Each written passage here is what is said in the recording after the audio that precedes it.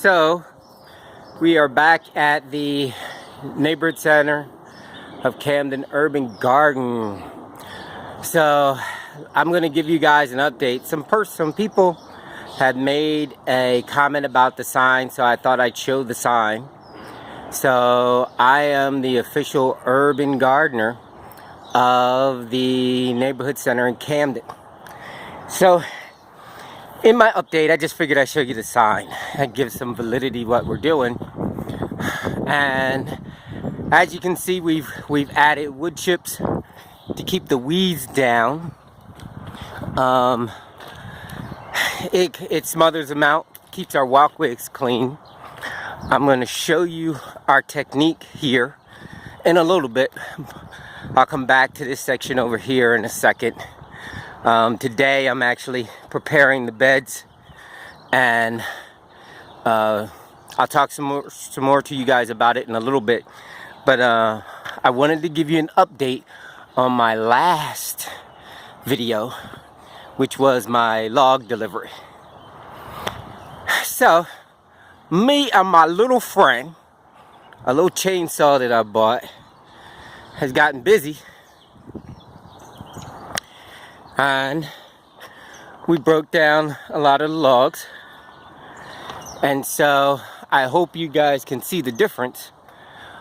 But we got a small pile, a larger pile, and then some that I haven't gotten to yet. But as you can see, if you check back on the previous video, this was all full. Now you can see the sawdust and stuff from me chopping up logs. And here's a row, and that's what we've done. Here's our wood chips that we piled, that we've acquired, which we're lining the paths. And in the future, all this is going to be, this whole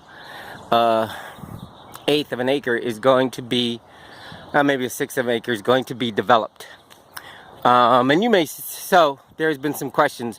Why in the world, like, what's logs got to do with farming?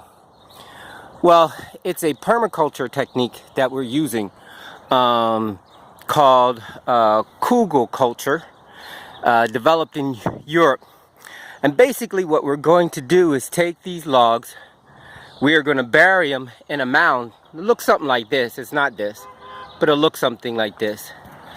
But underneath down here, if this was our mound, would be the logs.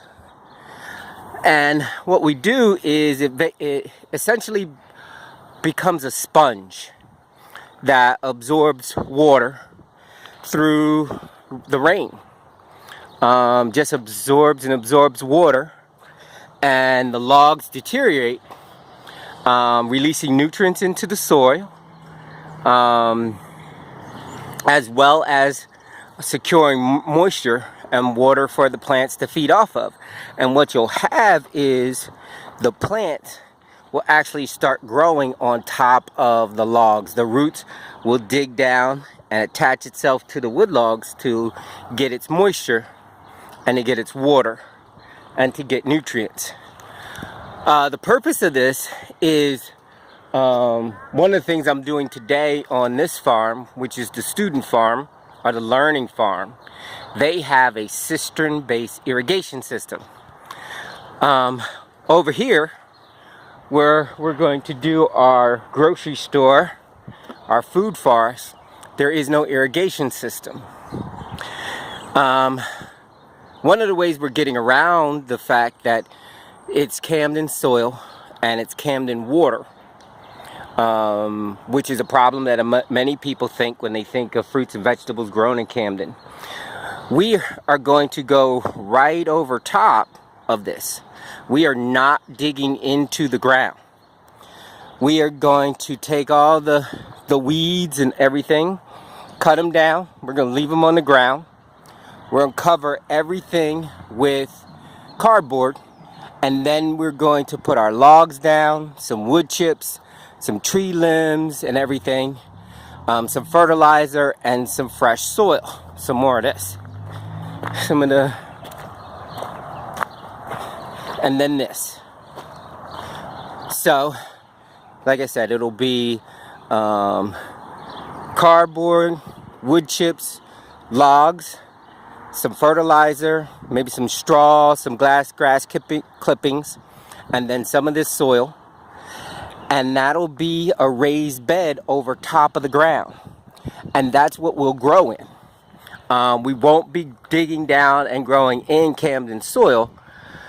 All the water that we use will come from natural rainwater whenever it rains, an accumulation of water and rain over the winter months to provide all the nutrients in the water we need, keeping our fruits and vegetables nutritious and healthy, and not using Camden water or Camden soil.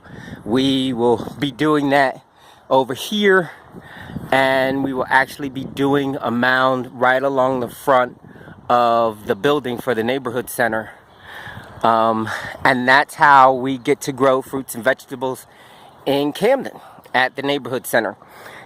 So my next clip will be about our work today preparing the vegetable beds. I'll talk to you guys later. Bye.